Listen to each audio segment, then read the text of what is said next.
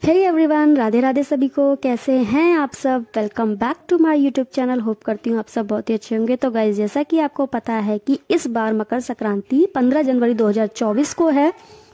जैसा कि बहुत से लोगों का कहना है कि मकर संक्रांति तो 14 जनवरी की होती है, लेकिन ऐसा नहीं है। मकर संक्रांति इस बार 15 तारीख को मनाई जा रही है, क्योंकि इस बार जो है सूर्यदेव भगवान हमारे धनु राशि से मकर राशि में प्रवेश कर रहे हैं 15 जनवरी को। तो 15 जनवरी को ही मकर संक्रांति मनाई जाएगी। तो ऐसा हर बार होता है, तो इस बार भी ऐसा हो रहा है। और कभी 14 को, मतलब कभी 14 जनवरी हो जाती है तो कभी 15 जनवरी। तो इस बार 15 जनवरी फिक्स हुई है और पूरे देश में ये त्यौहार 15 जनवरी को ही मनाया जाएगा। और आप लोग भी जानते होंगे इस त्यौहार को अलग अलग नाम से जाना जाता है, और हमारे यहाँ पर इसे मकर संक्रांति के नाम से जाना जाता है।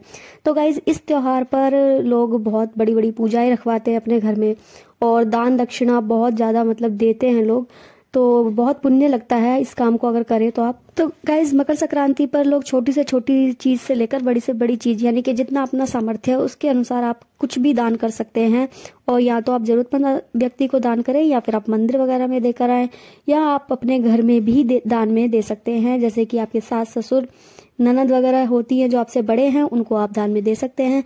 और दान में क्या क्या दिया जाता है ये भी मैं आपको बता देती हूँ। दान में आप सब चीजें दे सकते हैं, जरूरत की सारी चीजें, जैसे डेली यूज में जो चीजें आती हैं, खाने पीने से लेकर पहनने तक की। और मतलब जैसे कि दाल, इस दिन है ना, खिचड़ी का बहुत महत्व होता है। यानी कि खिचड़ी बनाई भी जाती है, और कच्ची खिचड़ी यानी कि जैसे दाल वगैरह सब मिक्स करके, चावल वगैरह मिक्स करके, और आप दान में दे सकते हैं। और तिल का और गुड़ का बहुत महत्व बताया गया है। मतलब इन तीन चीजों का अगर आप दान देते हैं तो बहुत ही अच्छा होता है।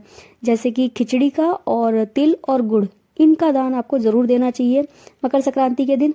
और वैसे तो जितनी मर्जी चीजें कर दो आप, आपका मतलब मन है, आपका जो सामर्थ्य है उसके अनुसार आप कुछ भी दे सकते हैं दान। किसी भी खाने पीने की वस्तु का दान करते हैं तो आप 125 ग्राम से लेकर 1.25 किलो तक दान कर सकते हैं। जैसे कि आप कोई दाल है या खिचड़ी जो भी आप दान दे रहे हैं वो 125 ग्राम की होनी चाहिए, या फिर 1.25 किलो करें। मतलब सवाया चलता है इसमें। तो आप दान में कुछ भी खाने पीने की वस्तु दे रहे हैं उसे 1.25 किलो करके ही दें, या 125 ग्राम। 125 ग्राम से मतलब शुरुआत होती है, आप बढ़ा सकते हैं आगे कितना भी सवाया करके। तो इस तरह से दान दिया जाता है। और तिल का दान तो बहुत ही मतलब जरूर देना चाहिए। इस दिन कहते हैं जितने आप तिल दान करोगे उतना ही आपका मतलब आने वाला जो जीवन है और जो आगे तक का, यानी कि जितने जन्म आप लेंगे उसमें आपको बहुत सुख समृद्धि प्राप्त होगी। तो और ये बात सच है कि आप जितना दान करेंगे उससे 100 गुना आपको वापस मिलता है। तो दान आंख मीचकर और हाथ बंद करके दिया जाता है, तो ये आप जरूर करें। और इसी तरह से 100 सेरी का भी दान होता है। 100 सेरी में मतलब 100 तरह की वस्तुएं आएंगी, वो खाने पीने से लेके पहनने ओढ़ने तक सारी वस्तुएं उसमें आती हैं। तो आप 100 वस्तुएं दान देंगे, या तो आप मकर संक्रांति पर ही दें 100 वस्तुओं का दान, अगर आप इस लायक हैं तो। अगर नहीं हो सकता ऐसा, तो आप मतलब अगली मकर संक्रांति आने तक आपको 100 वस्तुओं का दान देना है। चाहे आप मंदिर में देकर आए, या आप अपने से बड़ों को किसी को भी दान आप दे सकते हैं। इस तरह से 100 सेरी वस्तुओं का नियम उठाया जाता है। मतलब 100 सेरी का जो दान होता है वो इस तरह से दिया जाता है। अगली मकर संक्रांति तक उसको पूरा, मतलब 100 वस्तुओं का दान अगली मकर संक्रांति को जरूर पूरा होना चाहिए। उसमें उसका उद्यापन करा जाता है। उसमें उद्यापन में क्या है, जो आपसे वस्तु रह जाती है, मतलब 100 अगर पूरी नहीं हो रही तो जितनी वस्तु आपसे रह गई है वो आपको अगली मकर संक्रांति को पूरी करके, उनका उद्यापन करके, मतलब उनको मिनस के, आप जिसको भी दान में देते चले आ रहे हैं उनको दान में दीजिए, या मंदिर वगैरह में जहां भी आप दान दे रहे हैं वहां दान दे दीजिए।